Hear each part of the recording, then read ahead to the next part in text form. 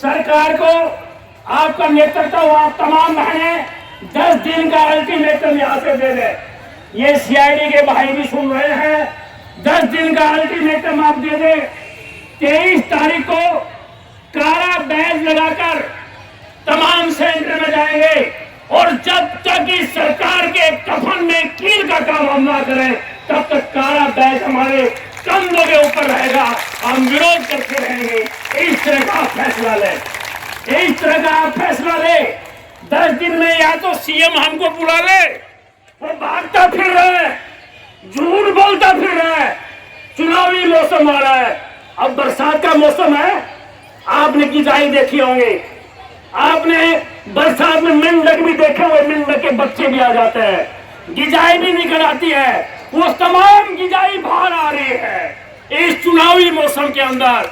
जब ये चुनावी मौसम खत्म होगा, जब बारिश खत्म हो जाएगी, ये गिजाई भी पता नहीं कहां चले जाएंगे, ये मेंढक के बच्चे भी पता नहीं कहां चले जाएंगे। एक गिजाई और मेंढक तुम्हारे स्वास्थ्य पर हम चलने वाले नहीं है। हम चाहते हैं ठोस बात, 10 दिन का अल्टीमेटम इस प्रदेश के मुख्यमंत्री को है। 10 दिन में आंगनबाड़ी कार्यकर्ता सहायता यूनियन की मांगे पूरी करो, चंडीगढ़ बुलाओ, 975 के मामले दो, इनको 28,000 रुपया न्यूनतम वेतन दो, जो भी आपकी मांगे है। नहीं तो 23 अगस्त का दिन प्रदेश की आंगनबाड़ी का होगा और वो तब तक होगा जब तक तुम्हारे कफन में कील ना गड़ जाए, आपको चलता ना कर दे यहां से। ये मेरा सुझाव के तौर के ऊपर आपके बीच में एक प्रस्ताव है। नंबर 2 बात मैं एक और कहना चाहता हूं। हमारे प्रदेश की बेटी है, उसका नाम है विनेश फोगाट। आप सभी जानती हो, वो साधारण परिवार में पैदा हुई। उस विनेश फोगाट ने भाजपा का एक नेता ब्रजभूषण शरण सिंह, जो ओलंपिक संघ का प्रधान इंचार्ज था, दिल्ली के जंतर मंतर के ऊपर जब उन्होंने उसके कार्य करतूत के खिलाफ देश और प्रदेश की महिलाओं ने आवाज उठाई, उनकी आवाज को बुक से रोंदा गया। आप जानती हो, आज जो ओलंपिक का जो खेल हुए हैं, उसको वहां जाने से रोका गया, उसको बहुत तरह की अड़चन डाली गई, ये भी आप जानती हो। परंतु वो बहादुर बेटी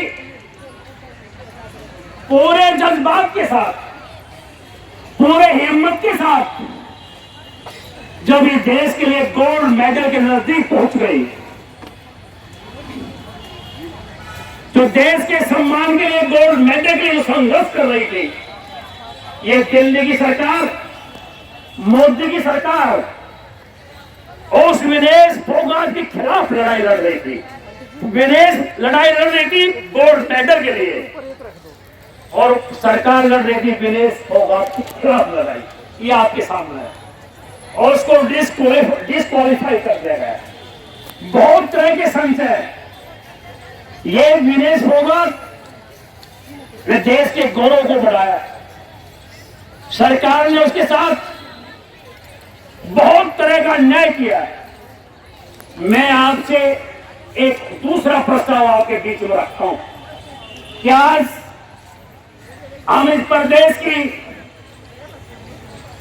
बेटियां हैं, हम इस प्रदेश की महिलाएं हैं,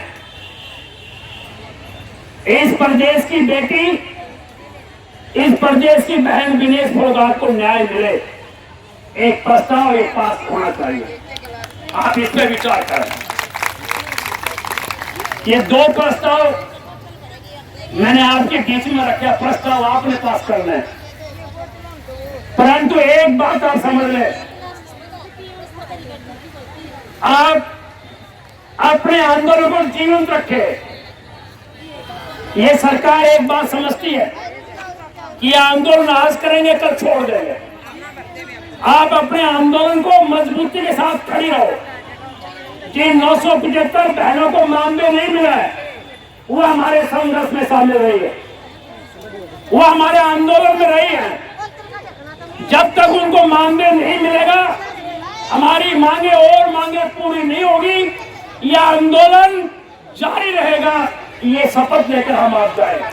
मैं केवल चंद बातें आपके बीच में मैंने आपको की है, आपने मेरे को समय दिया है। एक भरोसा आपके बीच में दिलाना चाहता हूं, ये श्रमिक जो ट्रेड यूनियन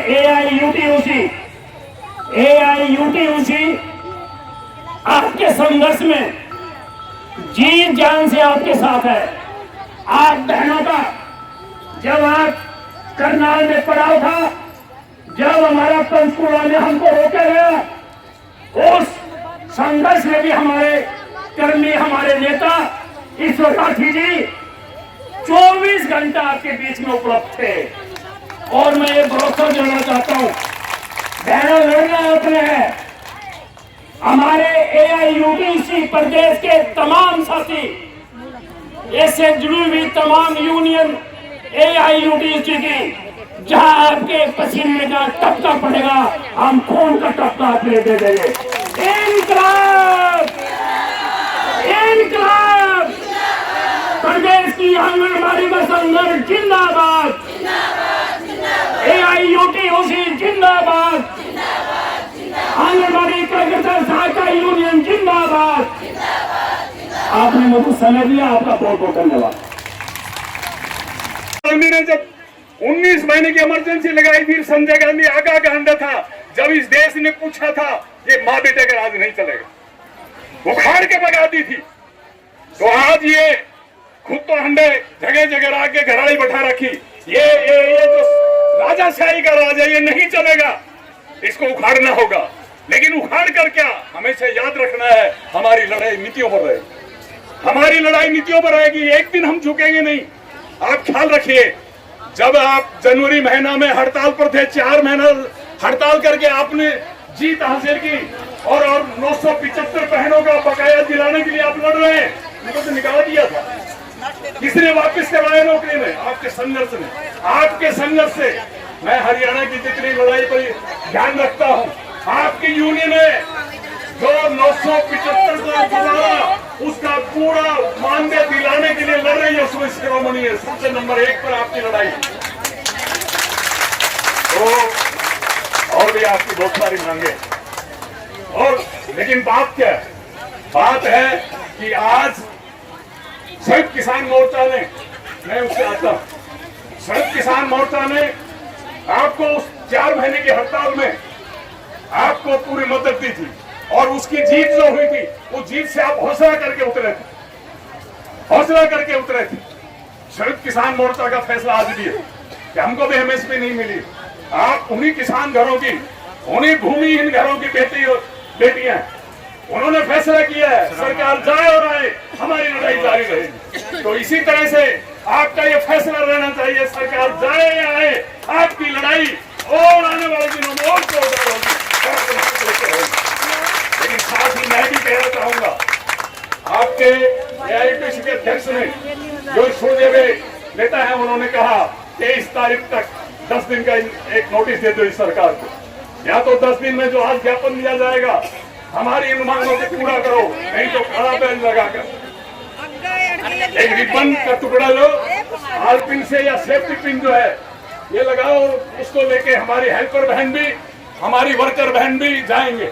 यहाँ तक कि अगर आपके कहने से आपके जो एरिया की बहन है वो भी काला बैच लगाए, बताओ उनको क्यों है? इसलिए है कि ये सरकार पूंजीपतियों की सरकार है, ये सरकार कंपनियों की सरकार है, ये सरकार लुटेरों की सरकार है, ये सरकार लाठी गोली की हुकूमत में विश्वास करती है, ये सरकार लोगों को जात पात के नाम पर बांटने में विश्वास रखती है, और इस सरकार में जो बैठे वो सारे निकम्मे और भ्रष्ट हैं। इस सरकार के खिलाफ हमारा ये है। ये विधानसभा चुनाव आएगा, इस सरकार के हक में हम एक भी नहीं जाएंगे, इस सरकार को दिन में तारे दिखाएंगे। ये हैज लेकर आप जाएंगे और संकल्प भीतर रखेंगे ये नीतियों के खिलाफ लड़ाई जारी रहेगी। आने वाला अगर हमारी नीतियों को स्वीकार करता है, हमारे आंगनबाड़ी के हक में अपनी नीतियां बनाता है, अगर हमारे हकों को देता है, हम एक रुझान लेंगे, और अगर नहीं देते हैं तो हमारी उसके खिलाफ भी लड़ाई जारी रहेगी। ये समझदारी रखे। लास्ट में एक बात कहना चाहता हूँ, मांगों के लिए इकट्ठा होना पहले एक बात है, लेकिन मांगों के लिए इकट्ठा कौन करता है? यूनियन बुलाएगा आपको। यूनियन अगर नहीं बुलाती तो आप यहाँ इकट्ठा होते, तो मायने है आप जो घर में झाड़ू निकालते हैं, बुहारी सफाई करते हैं, उसके लिए झाड़ू चाहिए ना। रोटी बनाने के लिए